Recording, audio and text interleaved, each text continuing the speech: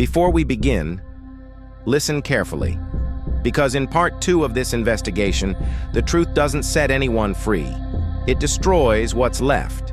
A retired witness breaks after decades of silence. A suspect collapses in a hospital bed with a secret he carried to his grave. And detectives uncover a revelation so twisted, so irreversible, that it forces the entire task force to accept one devastating fact. Melissa Brown may never be found.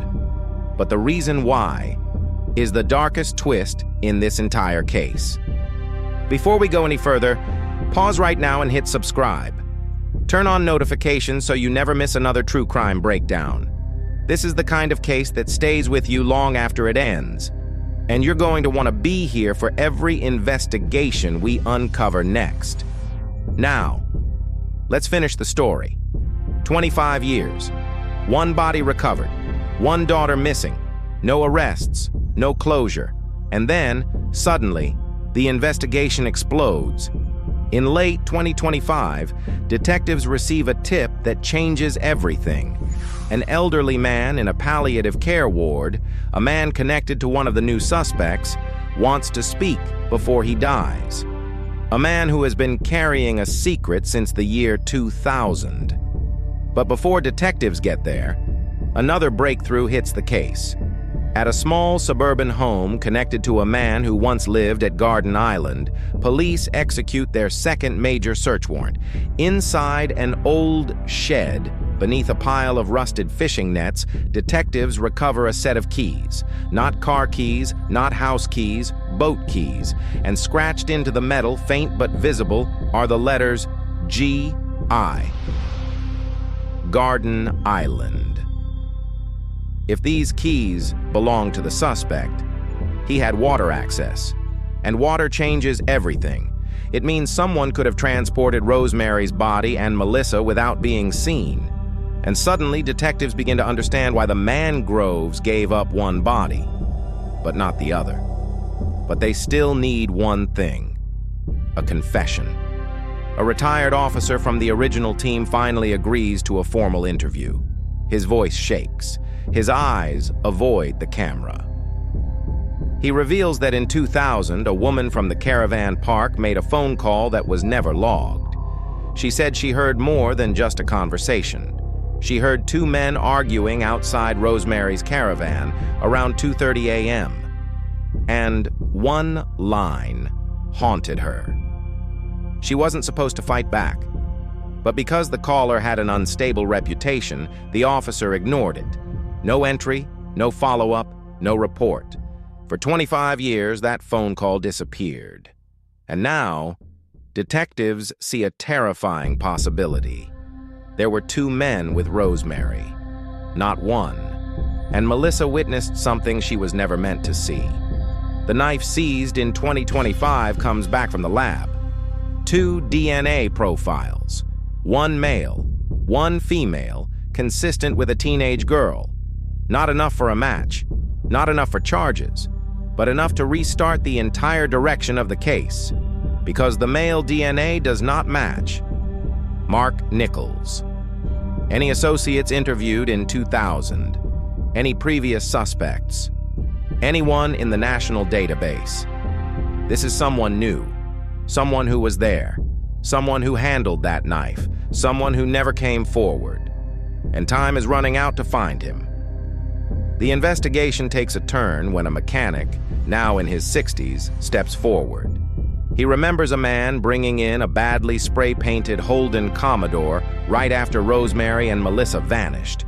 The man was jumpy, sweating, almost frantic. He wanted the car gone. What the mechanic remembers most was the interior. Mangrove mud, deep black, thick, pungent. The exact mud found where Rosemary's body was discovered. Under the back seat was a stain he could never explain. He never forgot it. He just never understood it. Until now. Another witness comes forward, a fisherman who lived near Osborne in 2000. He remembers a blue Ford Falcon parked illegally near the Mangroves 2 days after Rosemary disappeared. He says he heard crying coming from the trees. He didn't investigate. He was afraid. And for 25 years, that fear kept his mouth shut. Now, at the end of 2025, he's finally speaking. The crying he heard, he now believes was Melissa. This isn't proof, but it is the first credible timeline suggesting Melissa may have been alive after Rosemary was killed. And then, detectives finally received the call. A man in his late 70s dying from respiratory failure requests to speak privately to a detective about the Brown case. He refuses to name anyone else in the room. No family, no nurses, just one detective and a recorder. His hands shake uncontrollably. His breathing is shallow. He reveals he was present on the night Rosemary was murdered, but he wasn't the killer. He was the lookout. 2 men went into the mangroves with Rosemary. 2 men placed her body during the outgoing tide. But what he says next shatters the entire case. Melissa wasn't killed that night. She was taken, not by one man, by both. They argued for hours about what to do with her. She wasn't supposed to be there. She wasn't supposed to see anything. And then, voice breaking, the dying man whispers, she begged for her mum. The detective asks where Melissa is now, where she was taken, where she was left. The man closes his eyes and begins to choke. He gasps, I can't say it. Not on record. And moments later, he dies. No location, no map, no final clue. Just a partial confession that confirms the darkest truth detectives feared. Melissa didn't vanish by accident. She was silenced. And the only person who knew where she was took that secret to his grave. With the confession sealed, the Brown case is reconstructed. Rosemary was killed first, during the outgoing tide, placed intentionally to be hidden. By 2 men, not one. Melissa was taken alive, held somewhere inland, likely near Osborne, possibly transported by boat, eventually killed. Her remains were never found because they were placed somewhere the tide never touches and search teams never reached. And the location remains unknown. 25 years later, police now know who placed Rosemary in the mangroves, who took Melissa, why Melissa disappeared, and which men were involved. But they do not know where Melissa was left. And without remains, there can be no final closure. Police have identified the surviving suspect. He is elderly, ill, and living under surveillance.